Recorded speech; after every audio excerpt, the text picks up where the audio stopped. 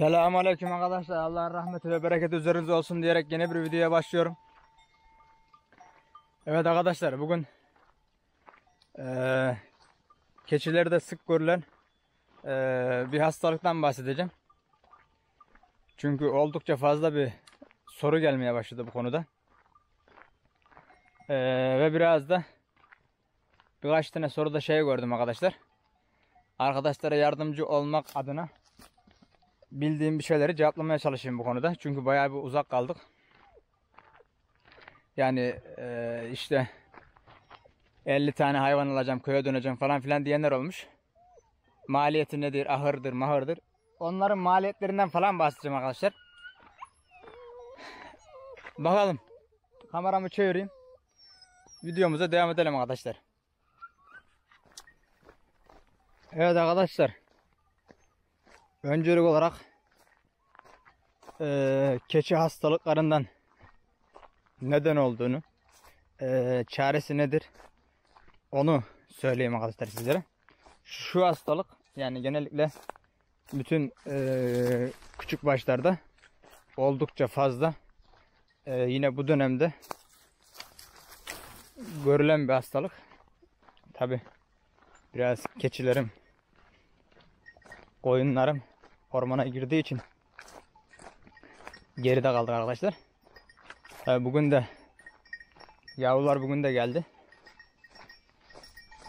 Köpeklerimiz. Şöyle göstereyim, aslanları geliyorlar. Bakın. Hepsi burada. Hediye gibi. Beni takip ediyorlar. Evet arkadaşlar. Keçilerde görülen en yaygın hastalıklardan bir tanesi öksürük, halsizlik, nezle varsa arkadaşlar keçilerinizde öksürük, nezle, halsizlik varsa hayvanlarınızda bilin ki o hayvanda arkadaşlar ciğer sorunu vardır. Yani artık hayvanın ciğerleri bitmeye başlamıştır. Tabi bu genelde bir başlarsa bulaşıcı da bir hastalık. Hemen hemen bütün ahırdaki hayvanlara bulaşıyor arkadaşlar. Tabi hastalığın yani İngilizce bir adı vardır illaki. Vallahi arkadaşlar ben bu konuda bir araştırma yapmadım. Yani ben kendi bildiğim, bana gelen sorulardan yola çıkarak sizlere cevaplayacağım. Öncelik olarak bunun sebebi arkadaşlar öksürüğün, nezlenin sebebi. Tabi bu öksürük ilk başlarda nezleyle başlar. Sonra öksürüğe döner. Aynı bizim gibi arkadaşlar. Çok bir fark yok. Yani aslında öksürmenin sebebi aynı hayvanlarda biz nasıl balgam atıyorsak hayvanlarda bir nevi o yüzden öksürüyorlar. Bazen kuru öksürük de olabilir. Hayvan sürekli öksürür. Bu öksürük işi varsa arkadaşlar, nezle de varsa demiş olduğum gibi ciğer. Yani bu akciğer sorunu. Ciğerler su toplamaya başlıyor bir zaman sonra hayvanlarda. Bunun sebebi de, bunun oluşma sebebi tabii ki de yaz aylarında susuzluktan olabilir. Ahırda, hayvan ahırda duruyorsa ahırdaki tozdan olabilir. Yine şu an her taraf kupkuru arkadaşlar, yani kavruluyor diyebiliriz. Bu yüzden dolayısıyla yerler tozduğu için de öksürük olabilir. Zaten bu dönem dönem arkadaşlar, bu her zaman olmaz. Yani belli dönemlerde bu hastalıklar yaşanır. Ve genelde de demiş olduğum gibi bu hastalık bulaşıcı. Yani bir hayvanınız olduysa hemen hemen bütün hayvanlarda bu hastalığı görebilirsiniz. Peki bunun çözümü nedir? Arkadaşlar bunun çözümü, şimdi genelde bu soruyu bana soranlar ya çobancılığa yeni başlayanlar ya da kendileri gütmeyip çobana devredip çobanın da yeteri kadar ilgilenmediği zaman aradan kalkma aradan çoban çekilince adama kalıp da adam da bilmiyor zaten. Her işi çoban yaptığı için genelde hayvanını güttürenler bu konuda biraz tecrübesiz kalıyorlar. Yani işi çoban biliyor. Adamın parası var, çoban tutuyor. Mal alıyor, adamı çobanın önüne katıyor. İşte ne olursa. Böyle bir şey zaten çok doğru bir şey değil. Ama herkesin kendi güzel arzularının bilebileceği bir şey. Ben elimden geldiğince yardımcı olmaya çalışıyorum bana dönüş yapanlara, Instagram'dan ulaşanlara. Hiç kimse de demez ki ben sana yazdım işte kardeş sen bana cevap vermedin. İlla gözümüzden kaçın olur arkadaşlar. YouTube işine girilden beri Instagram'dan bayağı bir mesaj geliyor yani ve bu kadar işin içinde hepsiyle ilgilenemiyorum yani. Bazen gözümün arasından kaçanlar olmuş olur. Ya da bazı arkadaşlar çok sıkıyorlar. Yani ufak kardeşlerimizden bahsediyorum. Yani aynı soruyu 100 defa soruyorlar. Buna da arkadaşlar yani herkese aynı şekilde ilgi gösteremiyorum. Yani elimden geldiğince cevap vermeye çalışıyorum. Her neyse. Arkadaşlar bu geçilerimizin, koyunlarımızın yani küçük başlarda öksürüğün, nezlenin olmaması için ki bu her öksüren hayvan ölecek diye bir şey yok. Her öksüren hayvan yemeden kesilecek diye de bir şey yok. Bunu güçlü hayvanlar, açık konuşayım,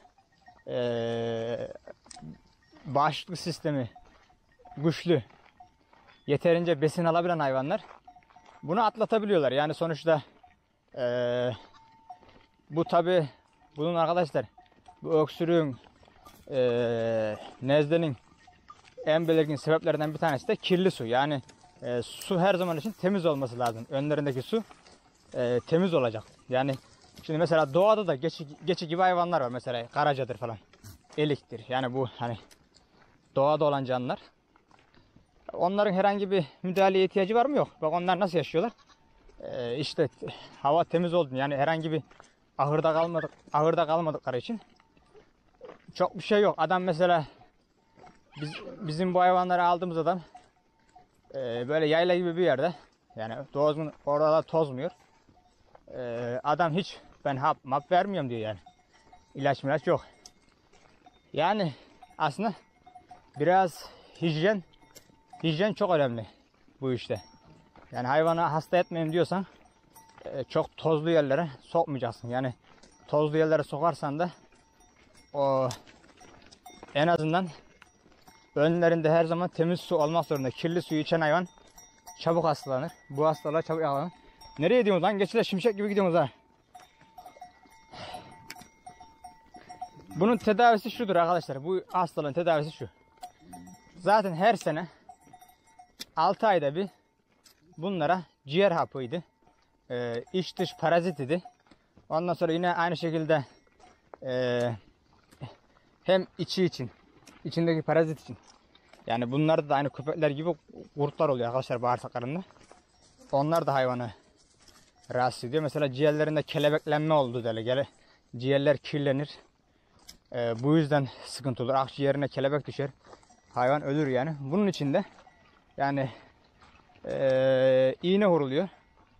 İç dış parazit iğnesi 2 gram. Hem de hapları her sene 2 kez olmak şartıyla 6 ayda bir verilmek zorunda. Vermezseniz hayvan öksürür de, tıskırır da, aksırır da arkadaşlar. Yani adam alıyor bu hayvanı sadece bu şekilde yaşayabileceğini düşünüyor. Öyle bir şey yok. Yani bunların hapı var, ilacı var yani bin bir çeşit. Ben sadece bunlar kesin olacak şeyler arkadaşlar. Yani bunları kesinlikle yapmanız gereken şeyler. Yani bu hastalık olmasın diyorsanız ki bunları yaptığınız halde bile olabilir. Çünkü bazen verdiğiniz hap yeterince hayvan yutmuyor, geri çıkartıyor mesela. Onlar zaten belli oluyor. Böyle öksürüyorsa, şimdi mesela biz veririz her sene. 2 kez olmak şartında veriyoruz. Ve bazen ne oluyor? O hapı o kadar hayvan içinde atanlar oluyor bazen. Tabi hangisinin attığını kestiremediğin için kalıyor yani. Ve sonradan bu 2 ay sonra kokusu çıkıyor bunun. Hayvan öksürmeye başlıyor. O zaman biz deriz hapı atanlar belli olmaya başladı yani. Hani kendini belli eder. O hap işi, hapla iğne işi çok önemli arkadaşlar. Evet pahalı, iğne çok pahalı. Yani bayağı pahalı arkadaşlar. Hap o kadar pahalı değil ama iğneleri pahalı. Ama yapacak bir şey yok. Senede bir kere yapıyorsun, yapacaksın. Adam akıllı olması lazım. Sonuçta bunların da aşılarıydı, iğneleri de yapılacak. Ha şöyle bir şey. Tabi arkadaşlar bu sadece bu kesin olan. Daha bunların 1001 tane ilacı var, hapı var. Ama ben sadece bu konuyu ele almak istedim bugün. Çünkü genelde hep bu konuda arayanlar, soranlar oluyor. Bunun çözümü bu. Şimdi hap ilacı yine iğne ilacı adı vermeme gerek yok arkadaşlar. Yani bunu siz veterinere gittiğiniz zaman zaten veteriner hekim size gerekli müdahaleyi yapacaktır. Yani sen hayvanım öksürüyor, hayvanda nezle var dersen hayvan zaten veteriner hekim zaten yeterince ilgilenecektir. Bu arada hayvanınız artık böyleydi, siz ilgilenmediniz, ne olur.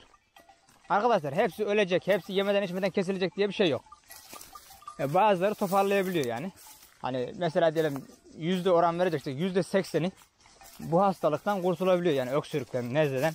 Yani ilaç vermeseniz bile kendini bir şekilde bir zaman sonra atlatabiliyor yani. Ama ne olursa olsun siz atlatıyor diye esirgemeyin. Tabi bu %20'lik kısım da ölebilir arkadaşlar. Yani hayvan özellikle de yaz ayında bu hastalığa yakalanırsa ve sen bu hayvanı üstüne üstelik susuz bırakırsan bu hayvan gider. Yani bazen bizim de başımıza ne kadar ilgilensek de oluyor. Yani ciğerleri su topluyor arkadaşlar. Hayvan yemiyor, içmiyorsa artık o hayvandan kesinlikle masraf etmeyin. O hayvana da iğne vurmayın arkadaşlar. Yani hayvan artık yemeden içmeden kesilmiş, zayıflamış. 5-6 gün, 4-5 gün ilgilenmemişsiniz hayvanla. Hayvan sürünmüş. Artık tam ölüm döşeğindeyken sen iğne vurma. Çünkü iğne vurduğun zaman etini de yiyemezsin. Yani öyle de mındar etmiş olursun hayvanı. Size tavsiyem öyle hayvanlara artık yapacak bir şey yok. Aranızdaki ne kadar manevi değer varsa da hepsini silip kesmek zorundasınız. Çünkü bana bir arkadaş aramış. Ya aramızda çok manevi değer oluştu, işte biz bunu çok seviyoruz falan. Yani illa ki biz de hayvanlarımızı seviyoruz ama arkadaşlar yani artık dedim o ölüm döşeğinde anlattığına göre. Hani bitmiş, onun ciğerler su toplamış, artık gitmiş. Ciğerler su toplamaya başladığı zaman gider arkadaşlar, yani hayvanın kurtuluşu yok artık. Yani bu ne demek ciğer su toplaması? Bildiğiniz akciğerin içine su birikiyor arkadaşlar karnına hayvanın. Yani böyle hayvan artık eziyet çekiyor yani, o hayvanı kesin. Ondan hayır gelmez. Bu konu bu şekilde. Yani eğer hayvan daha iyiyse, öksürük vardır ama hayvan yayılıyordur, nezle vardır, yayılıyordur, işte o zaman iğnesini, hapını verin arkadaşlar. Tabii şöyle bir şey, hastalık başa geldikten sonra müdahale etmenin de çok da bir anlamı yok da yine de bir fayda.